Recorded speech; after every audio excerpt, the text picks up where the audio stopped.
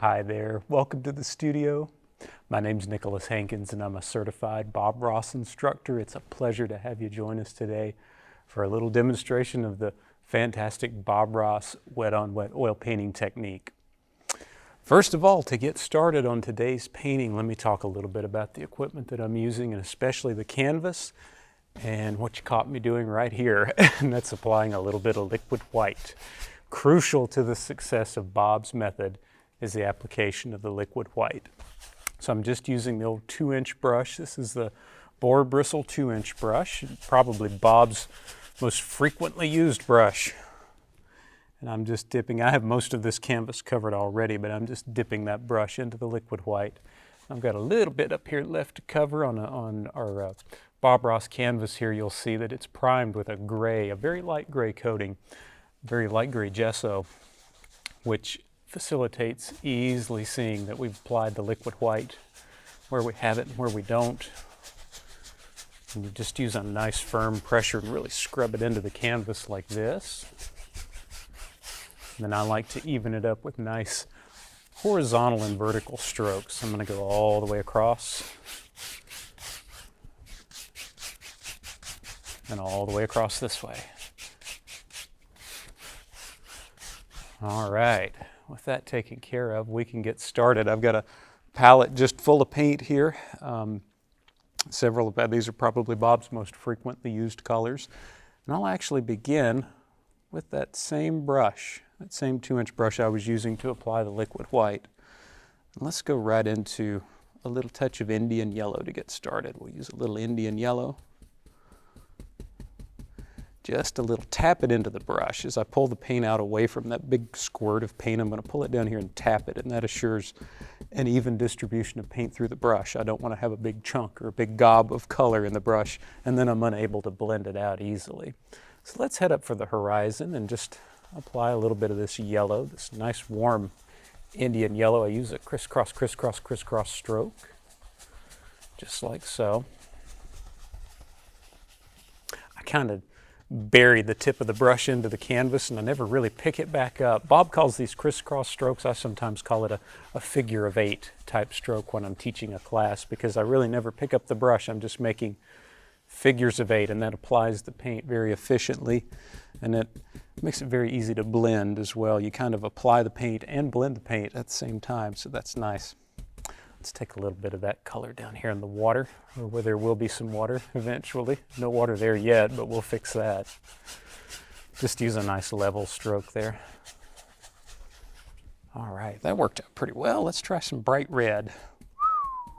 We'll light it up early today. Picking up a little bright red on the 2-inch brush. Same dirty 2-inch brush, haven't cleaned it yet. Tap it in there. Let's go right above our Indian yellow. That's a bright one. Nice sunset scene. I'm actually painting one of Bob's paintings from the series, from the original series. This is Joy of Painting, Series 10, Episode 1, Towering Peaks. You know, in that episode, Bob paints sort of a middle of the afternoon, clear blue sky day. I thought we'd come back and revisit those towering peaks at sunset. It's one of my favorite things to do with these paintings and with the instructional books. I like to go back and look at some of Bob's paintings and pick out some of my favorites, and then I'll change either the time of day or the time of year. Within those 13 paintings in each series, you really and truly have, goodness gracious, 50, 60 paintings, because you got 4 versions of each one, just if you change the seasons alone. Change the time of day, and whew, that factor goes up fast. You can do all kinds of great stuff with them. Good way to use those resources that we have available to us. Thank you, Bob, for doing all the hard work. We just get to come have fun. Picking up alizarin crimson next on that same brush. A little more of that color. Good old alizarin crimson. Isn't that a nice name for a color? Alizarin crimson. Sounds kind of regal. Maybe this was only available to royalty a long time ago. Who knows? Who knows? Let's take some of that crimson. Maybe we'll just mix it with a little bright red on the same brush. crimson and bright red. Let's come from the outside edge in, push on the outside edge and sweep in like this.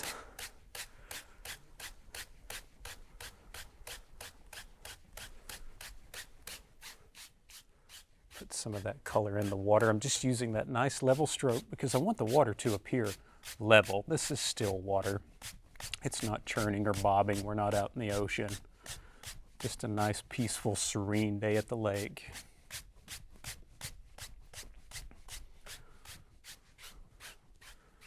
There we go. Trying to retain a little bit of that light through the center. That's important. All right, let's darken up the corners of our sky just a little bit. Let's take a little more of that alizarin crimson and a little phthalo blue. I'm just grabbing these on the brush, mixing them together. Not terribly concerned about whether this comes out to the red side or the blue side. Either way, it's going to look pretty, I think. Yeah, that works. Still using my crisscross strokes. A little bit of paint at a time. Pull it down, tap it, tap it, tap it, tap it into the brush. Let's come on this side and darken this corner a little bit. There we go. Softer, softer, lighter touch as you work your way down. Let's jump back down to the water once more with a little more crimson, a little more phthalo blue, maybe quite a bit more phthalo blue this time. Since we're in the water, I want it to have a little more of a bluish tone. I might even touch, just a little touch of phthalo green right next door. Just a little bit into that brush. Let's come back up to the canvas and darken the corners of our water. Just a little the same way. Stretch this out along the bottom and up the sides. Now I'm trying very, very, very carefully not to cover all of that yellow and all of that red in the water. I just sort of want to give it a hug with this cooler color. If we're living right, everything will work out just fine. All right, that's a pretty good start. Let's wash this brush. Now, Bob's brushes like to be washed in odorless paint thinner. We'll swish this around real good. Don't wash them in soap and water. That's important. They'll fluff out and kind of look like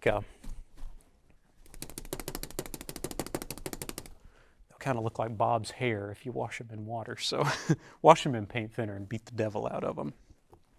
All right, let's grab that clean, dry brush, and I'm going to begin in the light area and just blend out and up toward my dark. That's a one-way street always, from the light to the dark. Same in the water. I'm going to blend with the water now. I'm going to blend from the center out, try to push that yellow out into the pinky orange color, and then I'll go all the way across. And I'm going to do that lightly. Lightly. I don't want to drag too much of that darker, cooler color across the nice open light area, but I'm still using my nice level strokes. There we go. Got the whole spectrum of colors in there already. Let's grab a fan brush. I want to put a few little clouds. Now, Bob had big, billowing, bright white clouds set against his blue sky. Maybe that's the fun part about changing these paintings. If you change around the time of day, then you can change the clouds, change the features a little bit. I think this might be well suited to some little stringy clouds. I've got a number 6 fan brush in my hand here, and I'm loading it with alizarin crimson, a little touch of phthalo blue. Just making a nice lavender color. Load that on both sides of the brush. Let's come up here and we'll swing in a little array of clouds that are just sort of stretched across the sky for everyone to enjoy. They're happy little stringy clouds. Happy little stringy clouds, of course they are. Maybe as we work our way down further and further, we could even pick up a little bit of that bright red. change the flavor just a little bit. Make it a little warmer. There we go. And those just drift off somewhere. We don't care. We don't care where they go. We care about them. They're happy little clouds. We love them. We just don't care where they go. They're over 18. They've moved out of the house. We don't care where they go. All right. Let's grab that 2-inch brush again. Clean and dry. I'm just going to barely graze across that big range of clouds. Soften them down a little bit. If you want to get real crazy, you could take a little fan brush, maybe a little number 3 fan. Let's pick up a little bright red and a little titanium white. I'm going to make a nice sort of bright pinky color here. This is titanium white, bright red. I'm just mixing it on the brush. Little on both sides. Let's go up here. Maybe these clouds have just a little touch of highlight along the bottom side. Maybe the sun has set. It's just ducked behind. We're going to have a big mountain in here, as I mentioned. Maybe it's just ducked behind the peaks. And it's lighting up the bottom of these clouds. That's a spectacular sight. You can catch the right kind of clouds at sunset. Boy, they just light up like a firecracker. It's incredible, incredible. We have some especially nice skies. I'm down here in Florida. I live in Florida and I teach and paint at Bob's workshop in New Smyrna Beach. Opened that up in, gosh, almost 30 years ago. That's hard to believe. We have some outstanding sunsets here in Florida. I'm fortunate to get to see those. All right. It is big decision time. It's big decision time. I tell you what, though, we've got a dirty brush. Let's go ahead and wash that. Let's go ahead and wash it. I don't want them to stack up on me.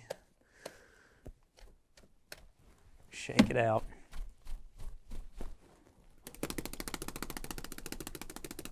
Now, if you're doing this at home, don't do that in your living room, okay? You could have an irate spouse on your hands. If you're doing that at home, invest in a little brush beater rack that you can put in the bottom of a waste paper basket. You could just beat the devil out of the brush on that and contain it. It's a good idea to play it safe on that. Thought that was worth mentioning. We might have saved a marriage there. So I'm going to flatten out this next color. I've picked up my number 10 knife and I'm flattening out some mountain mixture. Bob's Mountain Mixture. This is really a combination of Prussian blue, midnight black, Van Dyke brown, and alizarin crimson. It's actually available in a tube now, so you don't have to mix it every time. Isn't that convenient? Just going to cut off a little roll of that color. One of the instructors years ago decided, gee, we use enough of that color that would be nice if it was just in a tube already. We didn't have to mix it every time, so they did. Good idea. Good idea. So I'm taking that little roll of paint and I'm just kind of sculpting a little mountain up here, pushing that paint. Can you hear that? I'm sure you can. Pushing that paint into the fabric of the canvas very firmly. And then I'm removing all of the excess paint.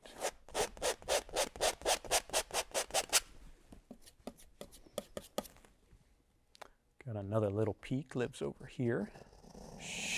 Falls down.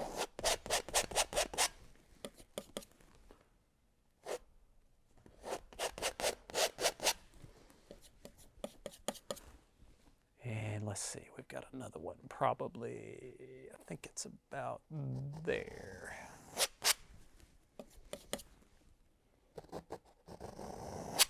It is now. If it wasn't before, it is now. So good dark color, but it's very thin. Taking all of the excess off of there. There's hardly any paint there at all now. Let's wipe our knife off. Grab one of those clean, dry 2-inch brushes we've got. Whoops. There we go. So I'm going to come up to this shape now.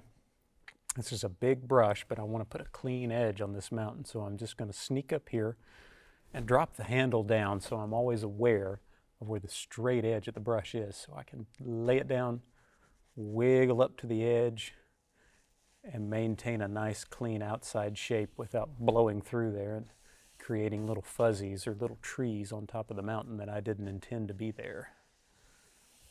I'm just grabbing that paint, pulling it out and pulling it down, following the contour in the mountain. Press and sweep, press and sweep, press and sweep. Following the angles, left side to the left and right side to the right.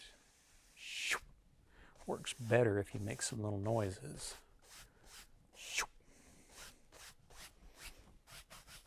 If you watch Bob, you know that already though.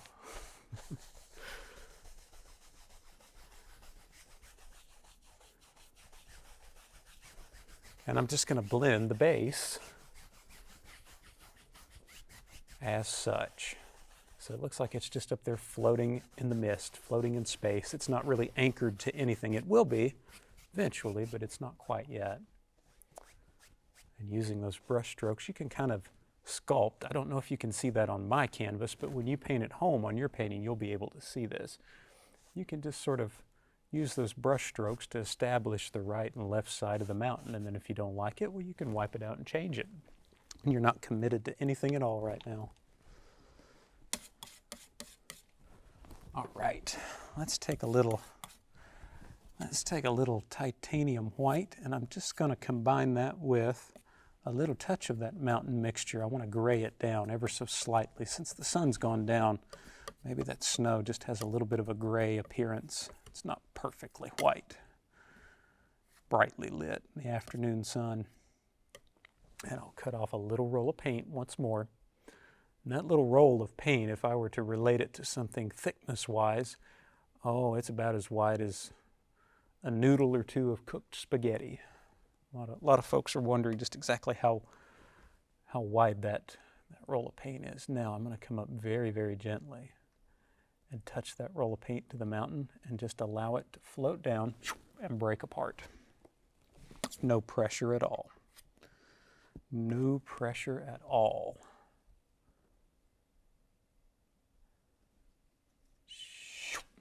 That works better too with a few sound effects. Kind of helps you get that flow going.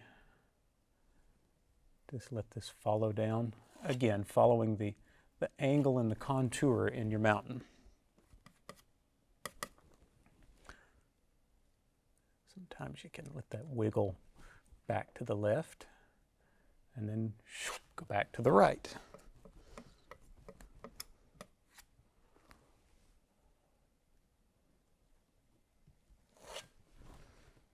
But no pressure whatsoever. It's just how you should be living your life.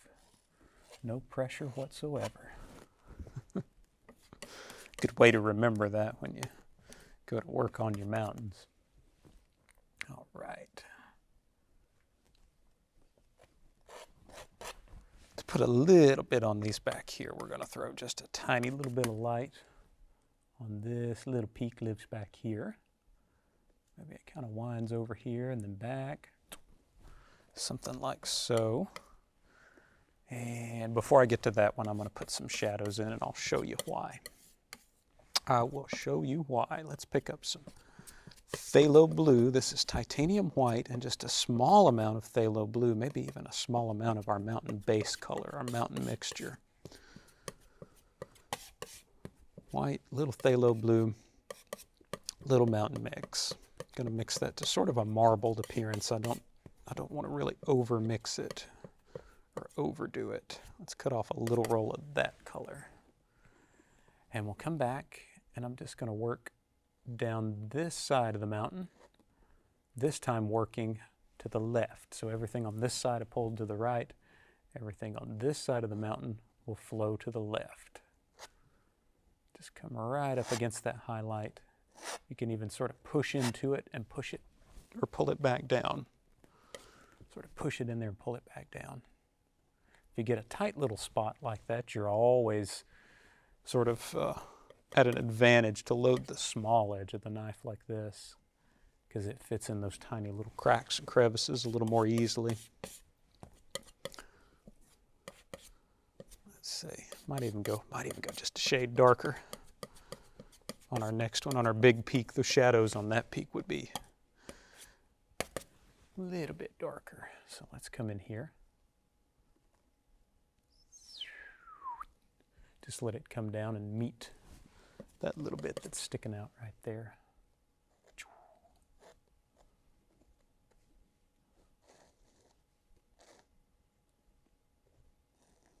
Come down and kind of meet up with that little section. Maybe it even goes in front of that section, cuts it off, pushes it into the background. Mountains are all about the angles. It's all about those angles and having fun with those angles.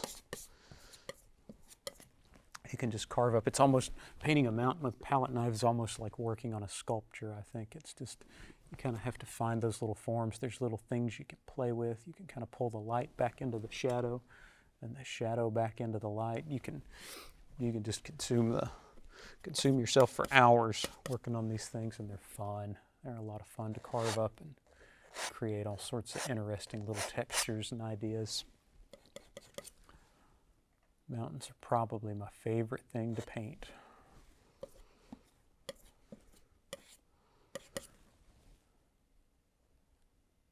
Something sort of liberating about painting with a big palette knife like this.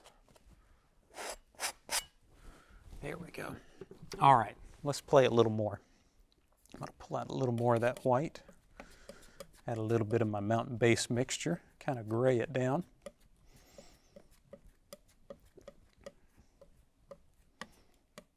Cut off my little roll of paint, and let's come in and play just a little more now. Bob oftentimes will sort of grab one of these ridges and he'll yank it over.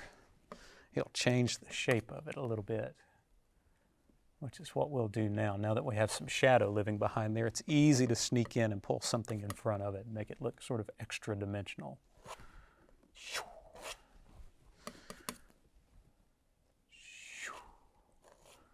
Telling you, the noises are a must, though. Y'all, you can't paint good mountains without a few noises thrown in there. Got to do it. You got to do it. Gentle, gentle, just the weight of the knife. The knife itself, a nice way to think about this is the knife itself actually never touches the canvas. The blade or the metal part of the knife never touches the canvas. It's only that little roll of paint that lives on the underside that touches. Then we'll bring this little thing on around. That's why I wanted to wait just a minute on this one. I wanted it to kind of wrap around, live on this side. Whew, that's a mean old looking mountain, isn't it? Wow. All right. Go back to my shadow color once more. Just another little shot of the mountain mixture just to gray it down a little bit, make it even a little bit darker. Let's come over here on this side.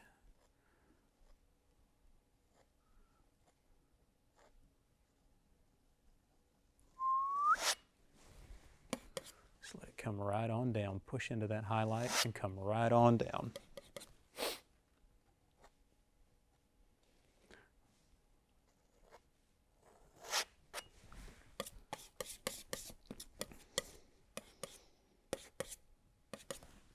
Throw it to it. This is one time throwing shade might actually be a positive. Makes our mountain look spiffy.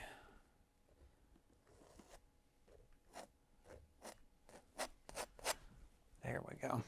All right, so right now our mountain just sort of feels like it's hanging there in the middle of space, and it kind of is. But I'm going to take that little 2-inch brush and just tap the base. We're really going to remove the restraints here. We're just going to kind of tap, tap, tap just along the very bottom portion of those knife strokes. This is maybe the bottom inch or inch and a half, and I want to feel like my brush is just trying to climb up that little slope, take a little hike up the mountain. In other words, I don't want to come through and just chop it all off at the same angle. I'm going to be very careful, very dainty there. And then I'm going to come back again following the angles. I'm just going to turn that brush this way and sweep, sweep, sweep with 2 hairs and some air. Gentle, gentle, gentle to remove those tap marks. Let's tap this out and sweep it up. We'll tap on this side.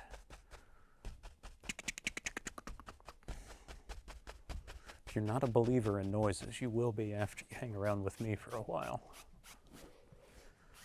I have that effect on people. There we go. Just nice and misty and soft at the base, and then clear and defined at the top. That's what we're looking for with our mountain. Okay. Let's move on down the line here. We can plant some stuff in front of this mountain. So let's do it. Let's take a little. Let's start with some, let's start with some white. There's a little blue in there already. I'm going to add some more. I'm going to pick up a little mountain mix. Mix those together. So far I should have kind of a blue-gray, and I do. So to that blue-gray now, mountain mix and white and phthalo blue, I'm going to add some sap green. There we go. That's what I'm looking for. Just kind of a blue-gray green color. It's not mixed particularly well. Just pick it up and turn it over a few times, and that's fine.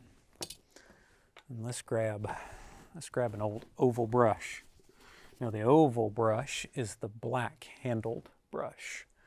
So those are easy to get confused sometimes, and they often do. That's Bob's 1-inch brush with a white handle, and the oval brush has a little round top on it, and it makes great foliage.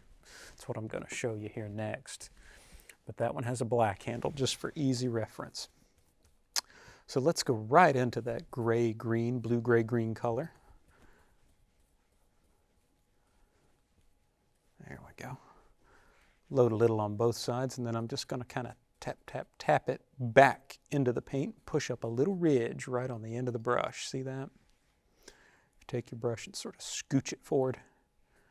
You'll push up a little ridge, and you have that same ridge now on the end of your brush, which is great. That's what we paint with. So let's sneak up here and right through that misty area. We're just going to kind of trundle down the hill and tap in some little foothills that live right in there. So I've got some texture up at the top, and then I'll just sort of continue to work on down.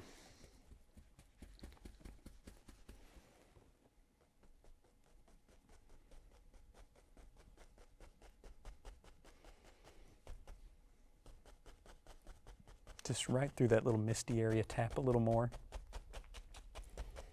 Tap a little more body underneath that initial outline. Then I'm going to pick up one of my clean, dry, well, let's use a 1-inch brush, I guess. That'd be a little easier.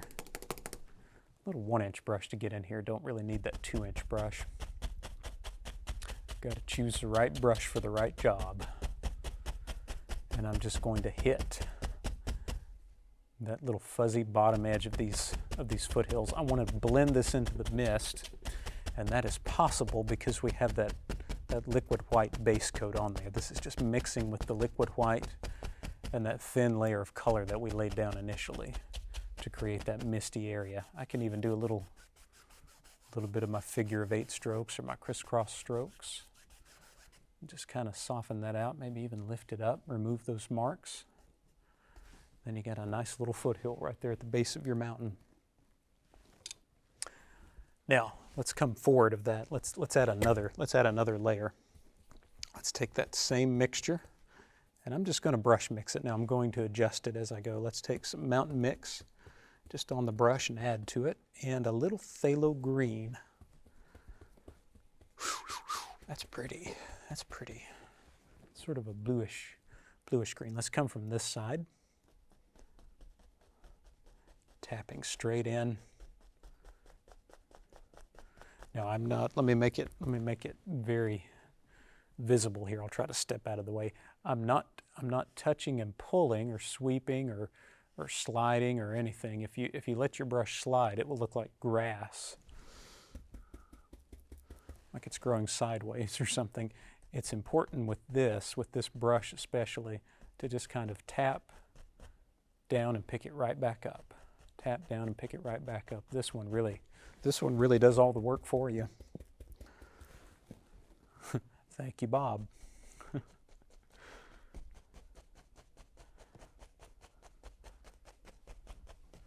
Does all the work, and we just have a good time. And I hope you are. I hope you are having a good time. Thanks for being with us. It's great fun to paint. Let's go back and get that. Let's go back and get that 1-inch brush again. That was working well. We'll make another little misty area down here at the base.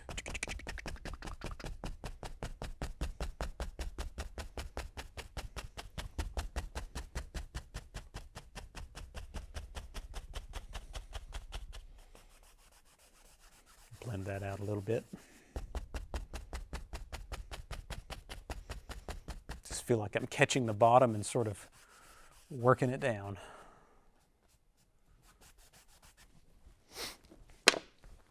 All right. How about one more layer? How about one more layer? Can we do it? Can we go a little darker? Let's try it. A little more mountain mix. How about a little Van Dyke brown, just to make it extra dark?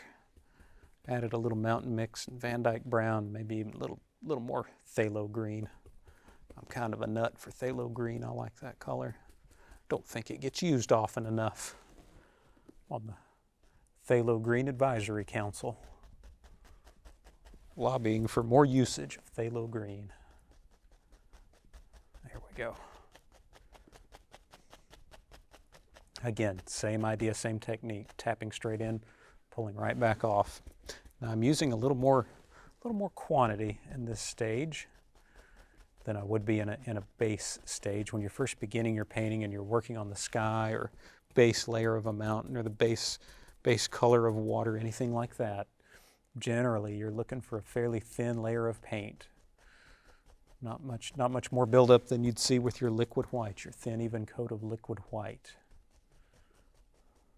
In other words, I should be able to touch the canvas with my finger, and I should still be able to see my fingerprint very clearly. No paint should be down in the grooves. That's what I'm talking about when I'm saying a thin layer of paint. Incidentally, that's how you can test the liquid white when you first apply it to the canvas to make sure you have the right amount. You can just touch it with your finger or fingertip and be sure that you don't see any paint down in the grooves. But as you work your way forward, obviously when we're putting a little texture on the mountain with the knife, then we're going to experience some more buildup of paint, and that's good. Now we're beginning to load the lights a little bit, make things look very bright. And in this case, we're kind of piling up the paint a little bit so we have a nice dark on there, or darker portion of the painting on there. It takes a little quantity to be able to do that. Plus, I want that nice sort of foliage texture that the oval brush accomplishes so quickly and easily. All right, I think we're ready for some very dark color now. So let's move this out of the way. Anything that's coming forward of this or into the foreground, I don't want any white in the color. I had some white mixed into that color so I'd have a little atmospheric effect. Now I want to get very, very dark.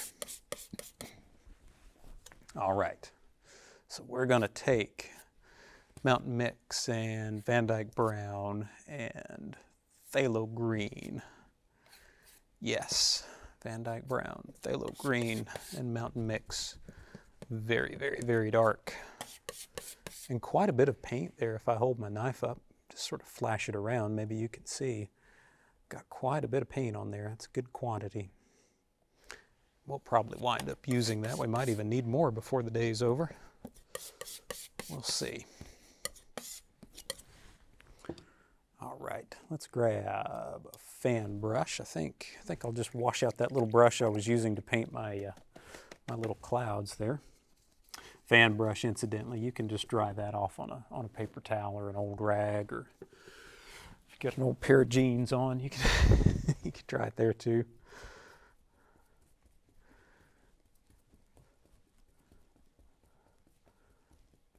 But you don't have to try to beat that one out on the rack or on the easel leg or anything like that. And I've just filled that brush full of that dark color. I'm going to tip it up in the air, and tap it into the canvas, and just sort of let it crash downward. I call these tap and crash trees. I don't think Bob really ever had a name for them, but that's what I've named them when I teach class. Just tap and crash, because that's basically what you're doing. You just tap and crash down, tap and crash down.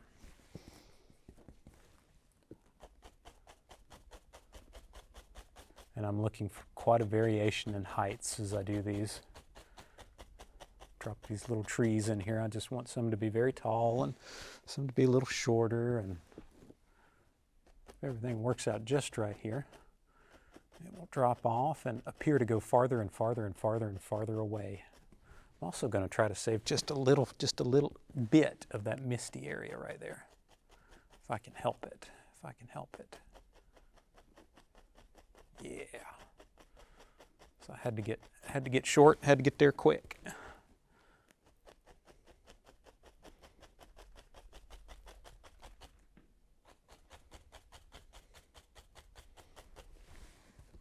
Let's grab a little more color. Then we'll come up this side, same way. Tapping and crashing all the way. Might make a good song, tapping and crashing all the way.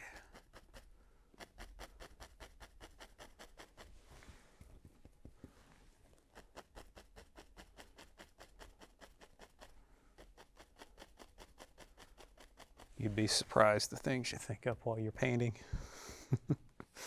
Oftentimes when we have an art class down at the shop, I've threatened to record the audio, because some of the things we say, it's crazy, the terminology you come up with to try to help yourself remember a technique or how to do something or remember a color mixture. But hey, if it works, if it makes that painting come out right, go ahead and do it. It's not hurting anybody. It should be fine. There we go. Now I'm just going to allow these to kind of hang down here on the bottom. They're just going to kind of come right on down. And we're going to separate real trees from reflections of trees in the water. I started to say real trees from fake trees, but I guess that's not really the right thing. They're not fake trees, they're just being reflected. So I can take this, such a cool effect. I think this, what Bob said was his favorite effect in this technique, or what he felt worked the best. We take the 2-inch brush, just going to grab the bottom of this and pull it straight down. Grab it, pull it straight down. Grab it, pull it straight down, straight down, straight down. Same on this side. Grab it, pull it straight down, straight down, straight down, straight down. There we go. I'll knock off the excess paint and brush across. Very gently brush across, and then it just makes that look like a placid little lake. It's so pretty, and that does work so well. That's like instant gratification when you're a painter, when something works that well, that quickly. Just love it. Just love it. All right. Let's take maybe just a little touch of Van Dyke Brown Dark Sienna, mix them together. I'm just going to rub a little soil here at the base of these trees. Put a little shoreline back there. Give them a little earth to stand on so they don't fall over and splash.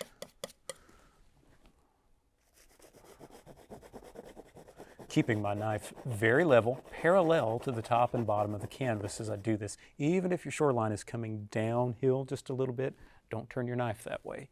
Keep it flat and just kind of work down in little stair-step patterns. Little bites at a time, and that'll get you there. We might even take our fan brush and come back and just lift up the top of that little edge back there if it's too sharp and too crisp. Just grab the top of it, pop it up like that. That works pretty well. All right. Let's move that dark color out of the way for just a minute. I'm going to come back to it. I know I will.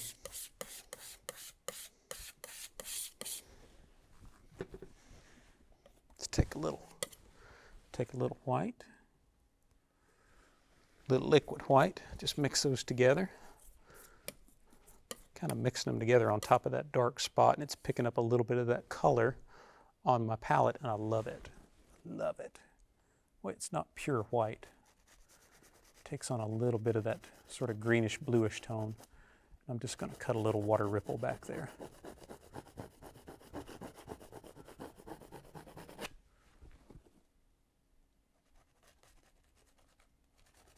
This is going right underneath that brown.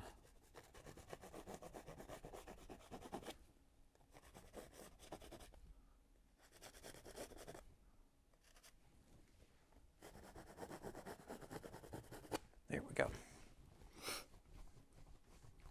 All right. Now, let's work our way down to the foreground here. We got a nice little valley going back to the mountain. Get some of that light color out of the way, and that light thin color out of my way. All right, let's get serious. As serious as we can be painting a Bob Ross painting and having fun. I'm going to get serious with, I'm adding quite a healthy dose of mountain mixture and phthalo blue to my little original pile of dark color here. A little Van Dyke brown and a little sap green. I say a little, it's not actually a little. I'm mixing up quite a big batch of paint here. And you'll see why in just a moment. I even have a little crimson left. Let's throw some of that crimson in there. Why not? Why not? We've got it out. Let's use it. Big old batch of dark color. All right. Let's pick up a 1-inch brush. Let's use a 1-inch brush for this. I think that one's clean. Yeah. All right. I'm going to load this brush through that dark color. Wiggle the brush. Lay it right into that dark paint. Wiggle it. Turn it over, lay it right in that dark paint, and wiggle it. And then pull it through, wipe it through on both sides. This will chisel the brush. What I'm doing here is filling the inside bristles full of color. And then I'm going to sharpen it, just like you'd sharpen a knife. Hold that brush very flat against the palette and wipe it through. But it takes a tremendous amount of paint to get that brush to chisel together. As you can see there, it holds a nice little chiseled edge. So lots of paint and then sharpen it. All right, let's go up here. Real tall here. We'll have a big old evergreen. Now, using these larger brushes for the evergreens is so nice if they're big, because they make great big sort of furry branches. You have a lot of little hangy down things on them, and they're so pretty. Make nice big dark trees. I just kind of work my way down the tree, starting with just the corner of the brush, and as I work my way on down, then I can begin to use more and more and more of the brush and make a bigger, bigger, bigger branch. And right now, as we paint this tree and work on this tree, it's basically just a little silhouette. What you're seeing is a little silhouette.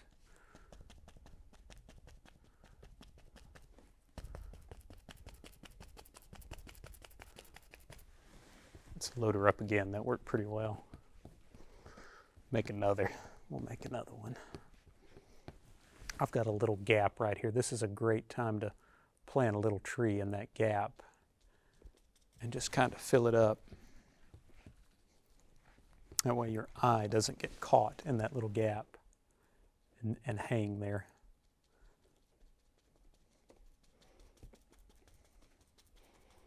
Just Working from side to side, make the middle nice and full, really tap it full of color, and then I work from side to side, almost in a little Z pattern. Bob sometimes calls these Z trees on the show because you work in a little Z pattern. Load it up again. Let's give him a little friend that's leaning out right about there. Lots of paint though. Lots of paint to hold that brush together and give it its shape.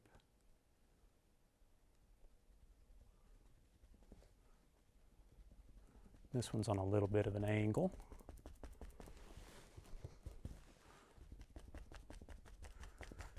He's an old crooked tree. There we go.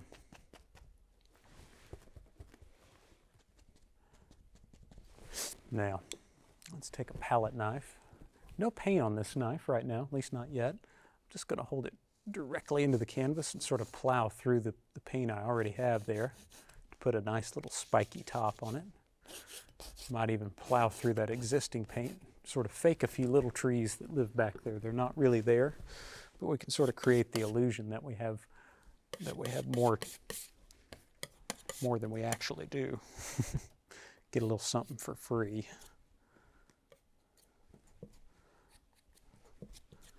Gonna fortify my color again too. Make just a little more. All right.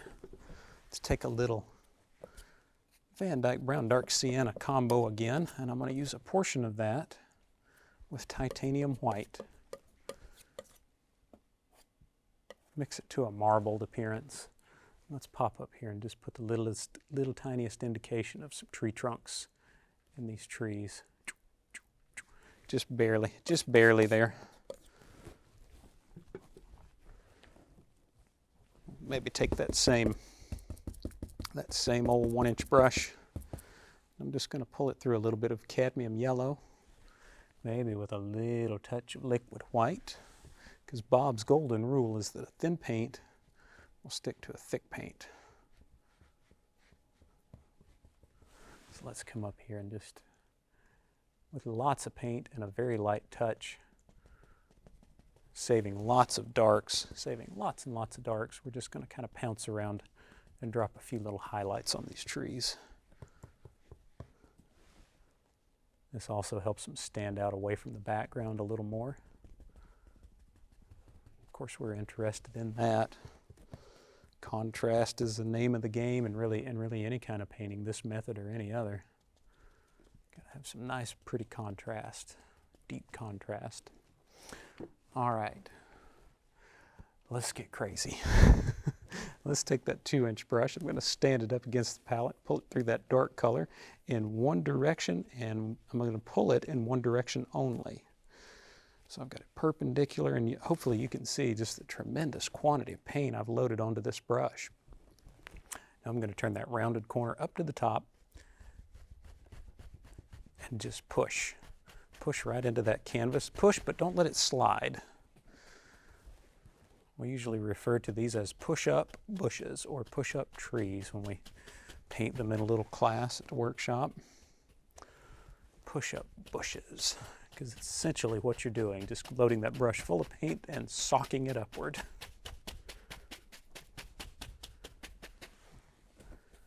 All right. I'm just kind of filling this in with dark. You could really do this any old way, but I do advocate kind of following that procedure because it gives you a feel for the motion that you're going to be using to kind of separate everything with highlights later. Really get a feel for the form and the shape of the little bush or tree that you're painting. Bob, so often when he's painting foliage like this, he says, don't just hit it random. That's good advice. It's good advice from the master. There we go. Let's have just a little more. We'll just go ahead and bridge these together. I believe that's what they do in the original.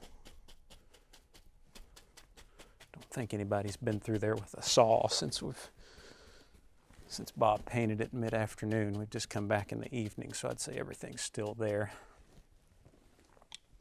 Let's grab grab a clean 1-inch brush. I'm just going to dip that in some liquid white.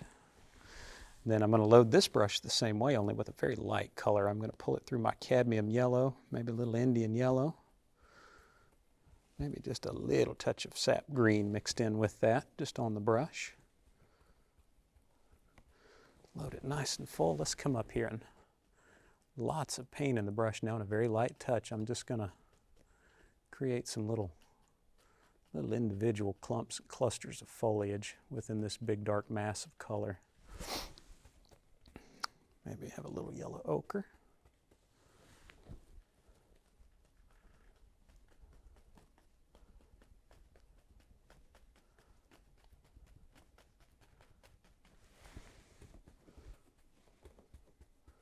Let's come over here.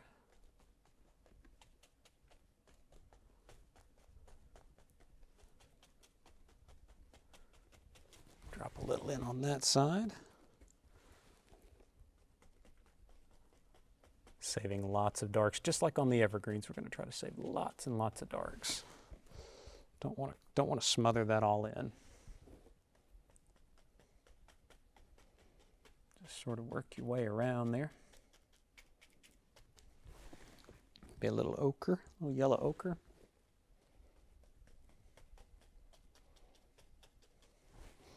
Maybe even a little touch of bright red with it. Let's pull it through the bright red. Add a little firecracker or two right out there in the center. A little touch more liquid white. Occasionally you'll have to replenish your liquid white as you work along. It will all get used up. Paint will start to get thick on you again. But that happens sometimes. All right, let's do one little thing here in the front. Let's take a little Van Dyke brown.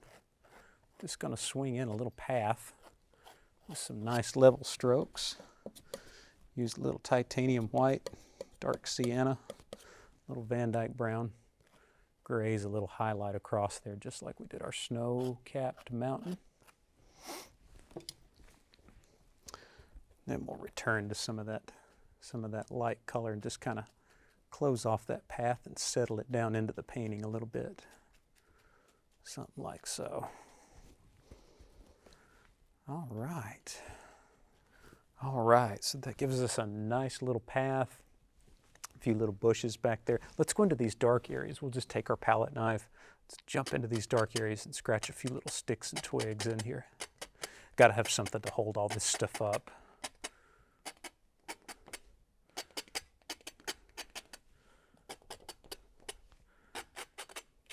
Maybe that's a pretty big bush there. That one's grown into a full-blown tree. So let's take the liner brush. Maybe we'll get a little bit of that light path highlight color I was using. Get a little paint thinner. Maybe even a little touch of the liquid white, just so it will show up in those dark areas. And we'll load our brush to a nice sharp point there, full of color. Let's come in here and just kind of drop in the indication of a little stick and a twig and a trunk and etc. There we go.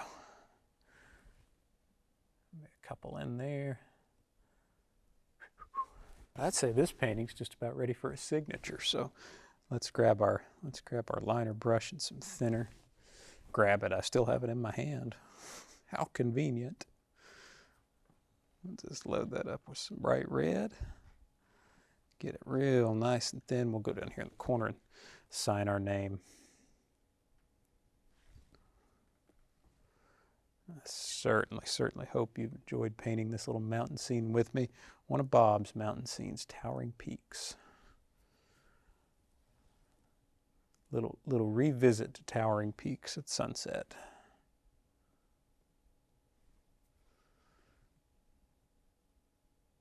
There we go. Let's put a little bird at the end of that signature as a little tribute to Bob, one of my personal heroes. Hope you enjoyed this painting. Thank you so much for joining me and for watching. Hope you're painting along, and I'll look forward to seeing you next time. Happy painting.